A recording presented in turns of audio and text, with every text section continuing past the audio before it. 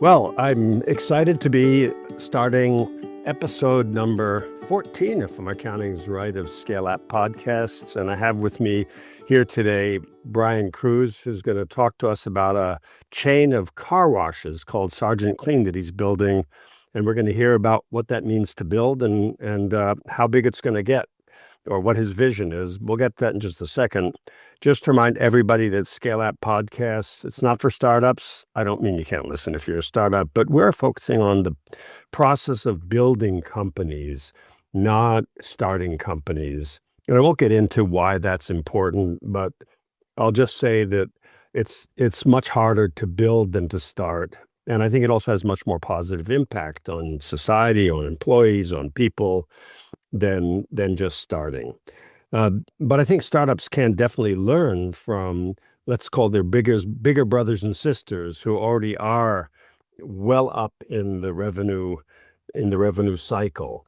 The other thing I'll say is, you may be surprised. Oh, you have all these tech companies on Scale Up Podcasts. We've just heard last was on Sunbit, and a few times ago was this AI company, a couple of AI companies. So what's the deal with the car wash? And I've never been a big fan of thinking that there's something unique about technology and entrepreneurship. Technology is infrastructure, it's a tool, it's a market, but the fundamental process of growth, I think still remains the same. Well, enough theory. As you know, I'm a former professor, so I can talk forever about nothing. And here we have Brian with us. And Brian, just say hello so we can hear your voice. Hello, Dan. Thanks for having me. And where are you right now? In what part of the world? I am in wonderful Strongsville, Ohio. And for those of us who don't know where Strongsville is compared to, let's say, Cleveland, et cetera, where is it? Yeah, we're probably 20 minutes outside the city in a suburb. And what's beautiful about Strongsville, it's surrounded by metro parks. So just beautiful nature and walking trails and all the fun stuff to be outside. But it's in greater or outside of greater Cleveland in Northeast Ohio, right? Correct, yeah. And by the way, disclosure, I met Brian when he participated in a program that I've created that's for growing companies. And we've been running Scalerator Northeast Ohio for, I think, almost a decade now, and Brian was one of the early participants. But don't blame him for any of the bad things he learned there. So Brian, first of all, without saying anything at all about the business, who is Brian Krusz? Oh, geez. Well, I'm a Marine. So upon exiting high school, I joined the Marine Corps and spent 8 years in the Marine Corps. I'm a dad. I'm a husband. How many kids? What? I got 2 kids. They're 9, a newly 9-year-old and 12-year-old. They both play hockey, which I grew up playing hockey. And I tried to get them in golf. They were a little reluctant, so they switched from golf to swimming and football. So I sound like my kind of kids. I live across from a golf course, and I can't understand what people do with a little stick and a ball and and walk around and drive your little cart around. Anyway, I like your kids already. So tell us now, if you can, without giving us a single number, this is going to be a little hard, but if you can, just what is Sergeant Clean? Yeah, Sergeant Clean is an express exterior car wash chain in Northeast Ohio. We were founded in March of 2013. So we just celebrated our 12-year anniversary. And we've now got 16 locations throughout Northeast Ohio. And every one of our locations are express, as I mentioned. So you kind of get in, get off in the quickest time possible. Then we offer amenities such as free vacuums, towels, air fresheners, different cleaning product for the inside of your car, including mat washing. So we want you to have the full, car wash experience without spending the 45 minutes or hour, in your driveway, pulling out the hoses and the soaps and the buckets and stuff. So you can come visit any of our locations, and things are doing really good. We have a lot of great people that make all this possible. How many people roughly altogether work in the company? 200 plus. Wow. So That's crazy.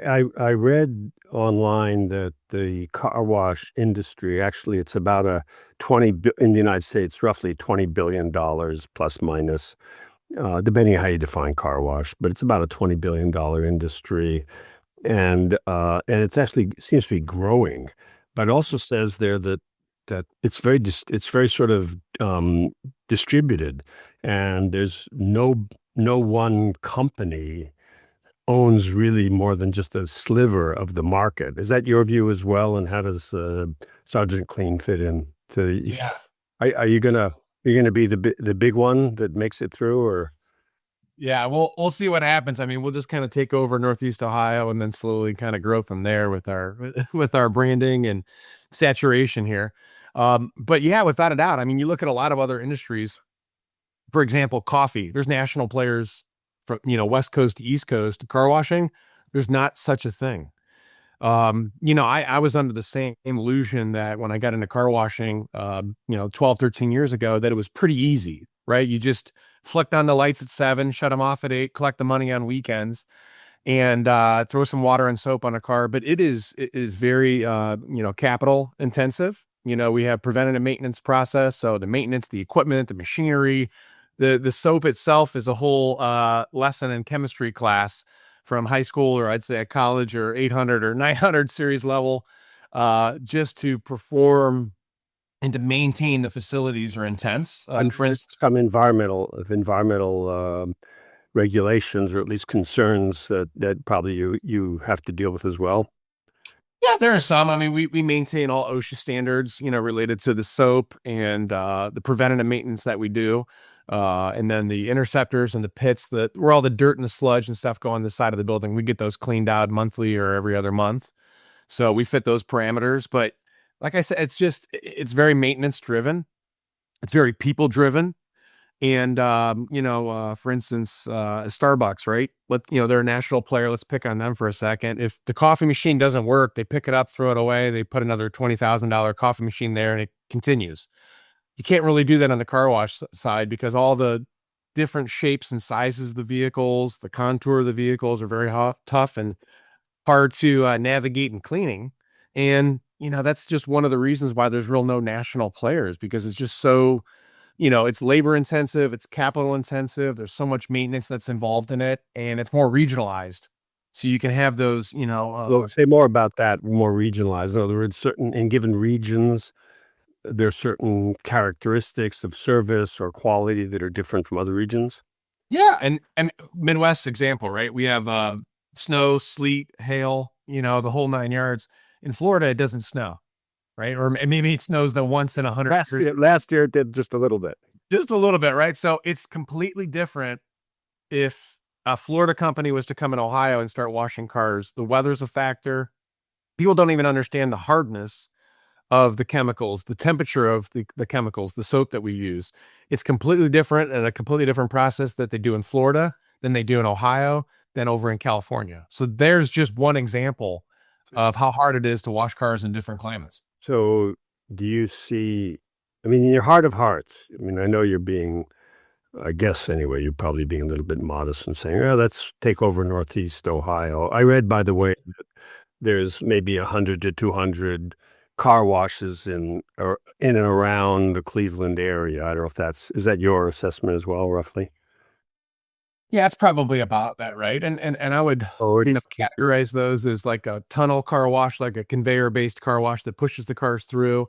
But that number could probably also lump in like laser washes. So where you pull into a bay, it measures the car with cameras and then shoots and uses kind of a frictionless system to wash your car. And then they have the self service bay where you pump in quarters and spray the car, and then probably detailing facilities would be lumped in there. so you already are probably not a trivial player in the region. Let's say if you have anywhere from 10 to 20% market share, right? That's you have presence, and so I guess I want to ask uh, that if I were your partner or investor, which I'm not, unfortunately, if I were to say, well, I want you to be have 100 stores, or let's say by the way, what can you give us a rough idea of what revenue sort of band you've already crossed?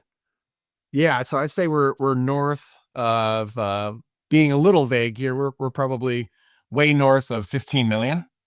Okay, well, it's also not trivial. And I don't know if when you started, you'd ever sit here and say that's what we're doing. Um, Yeah, but our first location we did $250,000. yeah, a year, right? A year. Yeah, yeah, yeah. And I'm sure that was a big challenge. So do you see yourself as, again, in your heart of hearts, as taking on those markets who are different and again giving yourself a much bigger opportunity than you have right now? Yeah, I mean, people always ask, where do you see yourself in 3 years, 5 years, 10 years? And I always say I'm about 12 months out. And when I look in the horizon, there's a lot of um, density still to be had here in Northeast Ohio. And we have a great brand and we're still continuing to grow. And, we'd rather be that player there. Whereas other car washes and even other companies, not to pick just on car washes, have kind of, for instance, if you look at the Midwest, they've got a couple locations in Cleveland, a couple in Columbus, a couple in Toledo, a couple in Detroit. And it's so hard to scale, right? Using scales of economy when you got your maintenance guys sitting in a vehicle traveling 3 to 4 hours between locations as opposed to 20, 30 minutes, right? Your director of operations, same thing. It's a lot easier for them to, control a dense market as it would be to, maybe toot your own horn or float your ego to say, oh, we're in 6 states and 5 states and we've got all these. And I'd rather do that smart. One of the things I learned in Scalerator, if you're going to grow and you're going to scale your company, do it in a way that makes sense, right? Do it in a way that you can scale, with the density of your people, with scales of economy inside your company, to be successful. What I hear you saying is, if you're regional, and let's call Northeast Ohio region, if you're a regional player, you can take advantage of this density or proximity. You have your experts running around fixing and maintaining the machines, and you have all your other corporate functions. You have delivery, um, and also you have different requirements of the market. So one of the challenges in thinking of being, let's say, 100 times bigger and really having a national presence would be, what are those ways in which we can get synergies at the larger market national level, or at the same time recognizing how local we have to be, to really serve our market. Why do people what is your customer's experience of Sergeant Clean? And I know you work really hard at this to make it fun or at least attractive. I mean, tell us about that. Well, I mean, we want to create an experience, right? We just know people remember experiences. They don't really remember transactions. So when you come to Sergeant Clean Car Wash, we want to smile, we want to wave. I often say it took Chick-fil-A 6 years to say my pleasure. It took us about maybe 8 or 9 years to wave and smile. And you see that, right? You see that, when you enter the location, and when you exit. We want to make you feel welcomed. We want to make you, show appreciation that you're here.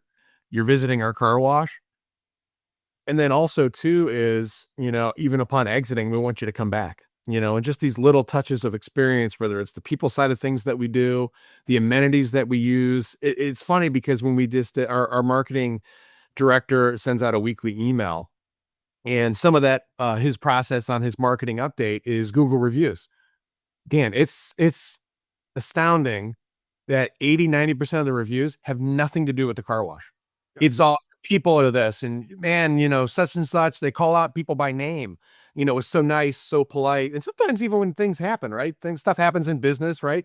The car came out and something happened with the machinery and you get too much soap on the car. They were right there to help, whatever they're filling the name. They pulled me around, shot me back in, rewashed my car for free and took care of me. Like, that's just what we want to be known for. So how do you make that something that all the employees, a couple hundred employees in 16 locations, you've got to be doing something in terms of culture, in terms of training, maybe incentives to get people, because I mean, I worked for exactly 2.5 days in a car wash when I was a student. And, you know, and it's not the kind of dream that a lot of young people have is, yeah, when I grow up, I want to wash cars. Yeah. You go through. I have two boys, and I've been to their kindergarten, first grade to read books or to socialize with them. And no one ever says they want to be a car washer, right? They're all firemen and doctors and police officers, and never do they say car washing. I think for us is, I say all the time, if you want to be taken seriously, be consistent. And from day one at Sergeant Clean, our motto became change the face of car washing because it was very ugly and dismal in Northeast Ohio. It was just a bad, poor experience. So we started from day one, and it starts from the top down, as we all recognize we need to be just as consistent as the team member working the pay stations or loading and sending the cars. So I think it starts from the top, and then there's just a level of consistency, and that starts even during the recruiting process, all the way through the onboarding. And my life has been in recruiting. I spent 3 years recruiting in the Marine Corps, Oh, recruiting for other companies that I had, and then recruiting in the car wash early on. And I still get pulled in, from they call the lefty in from the outfield, and I come in and I do some levels of recruiting still now. If we've got key level positions, executive positions, or maybe some GMs or area managers, but we start really early on, and we give them clear sets of expectations. If you want to come work here, you have to smile, you have to wave, you have to be friendly, you have to be caring. Now, you have to do that 90% of the time, 80% of the time. We know people are going to have bad days. You're going to wake up on the wrong side of the bed, but this is what we do. And that same message is echoed through the hiring process, through the recruiting process, the hiring process, the onboarding process. And we tell them all the time, if this is not what you want to do, then never call us again. Just leave, you know, exit silently out the back door, whatever you want to do. But this is your expectation. And if you can't do it, then this job's not for you. And it's okay. so I'm just guessing that if you've gone way beyond sort of the average car wash, which is probably one or two car locations, and that's it. Yeah. You're going way beyond that, and you're thinking way beyond that as well. I'm just going to guess that you have layers of management. You have positions within the company that are not just standing out there washing cars or greeting customers, but it's kind of out of its formalized career path. But someone coming in could say, "I'm not just washing cars. I'm joining a company that I may see some opportunity and a future opportunity for myself." And I wonder how that all fits into the way you think about, we call it capacity and scalerator, the way you think about building your people platform. Yeah. We say, our average tenure of a team member. Now, granted, we've taken out some outliers, right? The people that are here for a week, and then the people, within our company that have been here, since the beginning, 12 years, 10 years, 8 years. And we say our average tenure is about 15 months. We want to try to get them to about 18 months.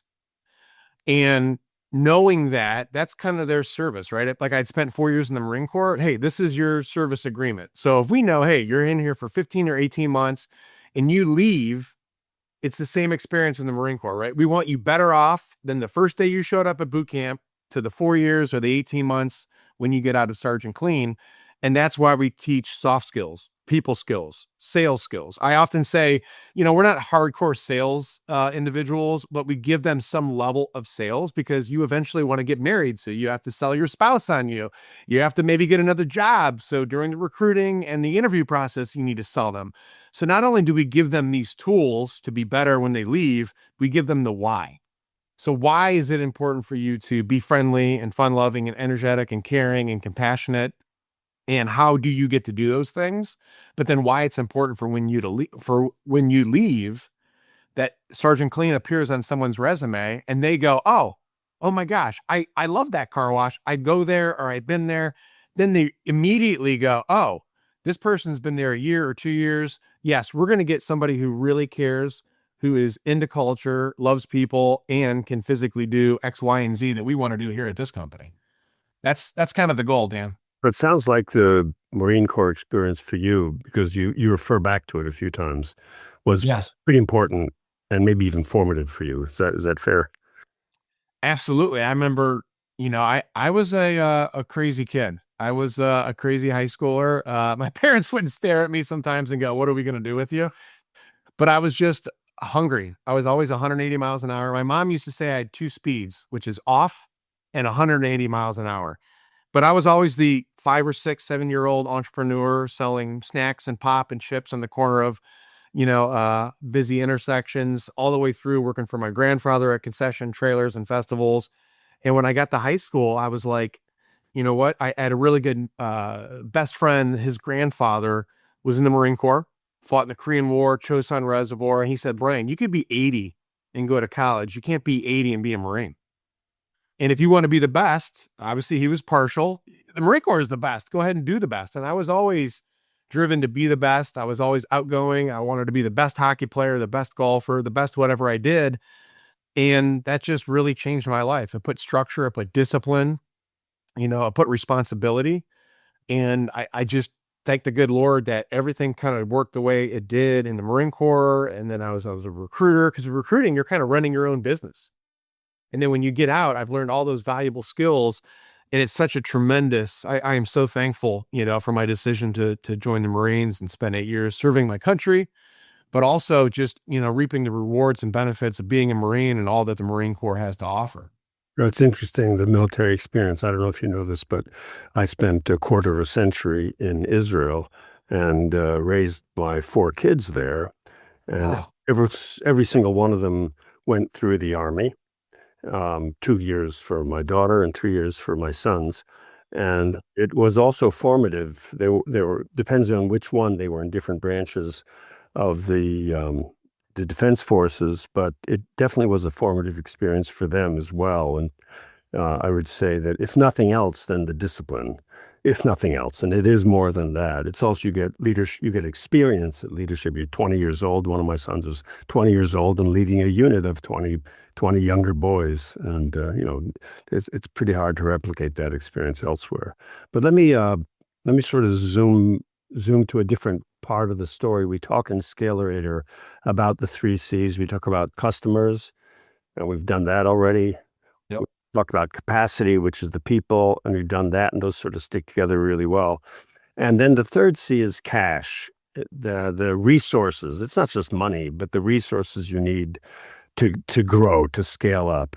And I wonder if you'd say a little bit about that. Where do you find the resources to be able to build another and another and another store location?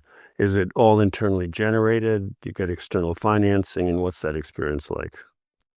Yeah, so I'll talk about the early stages, which is the bootstrapping. That was rob Peter to pay Paul.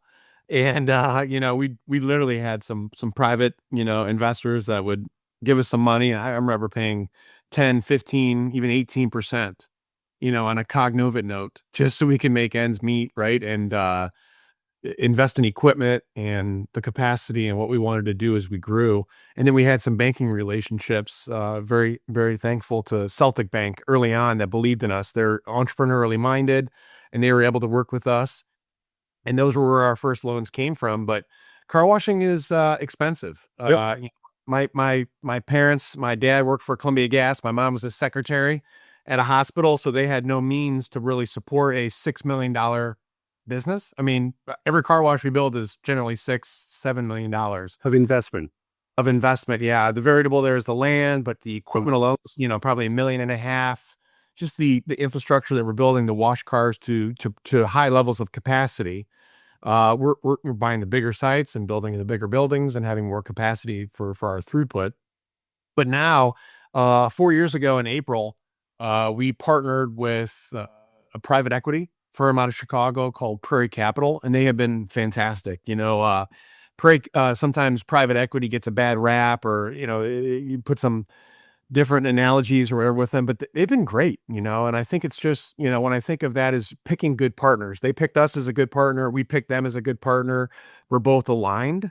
And when you talk about tools and resources, they have been phenomenal. We've asked for whatever we've asked for. They've been helpful. So on the finance side, we partnered with Wintrust and Busey Bank, and they provided the capital to help us grow, from 6 to 16. And we just built our 17th profit center for our interior cleaning facility in Green.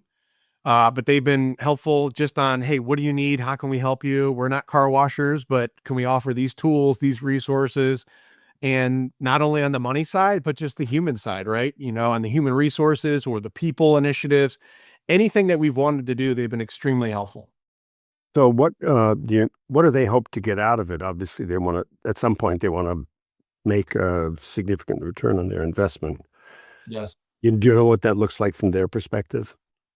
I mean, generally, private equity has average maybe a 5-year hold. Prairie Capitals is generally 3 to 7. It just depends. The good thing is we're both mutually aligned, so our agreement was pari passu. And at the end of the rainbow, whatever that be, it's all about timing, right? So we want to make the best decision and the best timing together. And there's not a line of debarkation at, year 5, we have to get rid of this, or year 5.5. It's just whatever works well, and we'll eventually sell. We'll get a new partner, and I'm very thankful that we get to be part of that process, Dan. Mhm. Selecting the next partner, because really that's what it is—a partnership, right? And It's going to Well, it's interesting that not every entrepreneur talks about their investors as we formed a partnership. Most of them will say we raised money from.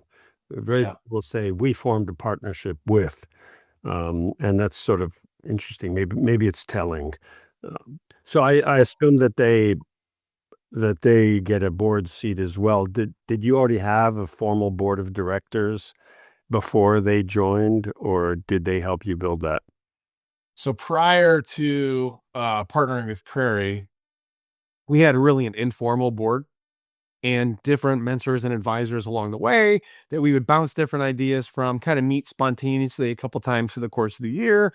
And then at least once a year during kind of our annual planning to make sure we're on track. Is there anything we're missing? Is there anything that we didn't think of?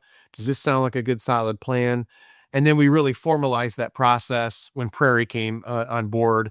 Real structuralized, kind of typical board meetings, which I was not accustomed to. So it was a learning curve for me. But again, they go through the process. They're very helpful. And they ask great questions. They're engaged, they're inquisitive. And that's what's really important and why I love Prairie, because they can walk in the room and go, oh, we've been there, done that. We know this, we know it all, do this and do that. But they're not, they're a true partner.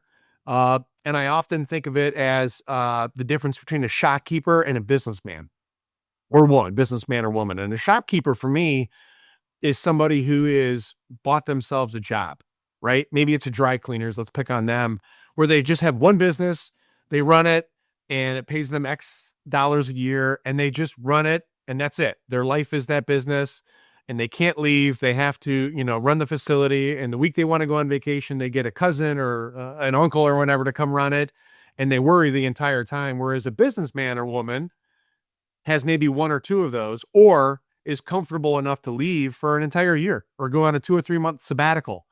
Like, that's the difference, is building your company not around you, but really without you. So you can focus on the day to day and attend Scalerator, right?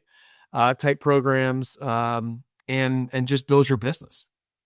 Well, Brian, I have an informal contract with my listeners that they can turn on our podcast and get in their car, get to the supermarket, get to the checkout line, and then the podcast is over. So we're gonna bring this to an end. But I want to just ask one more question. It's kind of a difficult one, but uh, if knowing what you know today, if let's say your son, let's say he, similar to you, goes to the armed services, does something, let's say Marines. I'm sure you won't prevent him from doing that. Uh, and then comes out and says, Dad, I'm thinking of building a business. What would you tell your younger self, Yeah. knowing what you know now, just sort of coming out of the Marines saying, I want to do something? Yeah, two things. One is go work somewhere else, go work for people, right? Well, I was interested. Why? Yeah, I mean, because when you work for yourself, when you work for yourself, it's completely different, because I often think, who holds you accountable? So you need to have that accountability outside of where you're going to grow your business. And I was thankful to work for Tom and Evelyn Oster at Oster Homes, New Home Sales. They held me accountable. They gave me tons of knowledge and experience. I then transitioned and worked for corporate America as an executive banking recruiter. I had bosses there, was held accountable there. And it kind of just broadened my horizon of life after the Marine Corps. And then 2008, the banking crisis happened and I got laid off. So first and foremost, I would say, hey, go work somewhere else. And then two is the feasibility of what you're going to do, right? Do a feasibility analysis, think of and focus on the negatives. Like, what are the negative factors that could happen? Is this not going to take off? Is it not going to scale? Is it not going to grow? Because people tend to focus on all the positives. And that lesson came from my grandfather when I was, knee high to a grasshopper, as he would say, because I would focus on, oh, I'm going to do this, I'm going to make money, and we're going to have this, and like my landscaping business before I joined the Marines. And you just kind of think of the negatives, overcome all those, and then you're prepped and ready. Interesting. It just triggers a thought in my mind of one thing we do in Scalerator. Elaine Eisenman, the sort of pre-mortem, as what could go wrong kind of analysis that you do, and if you figure that all out, then it has to go right, I suppose. Thank you, Brian. We've come to the end of our 30 minutes, more or less, and poetically speaking, 30 minutes. And I just want to remind everyone, this is Scale Up Podcast. It's free.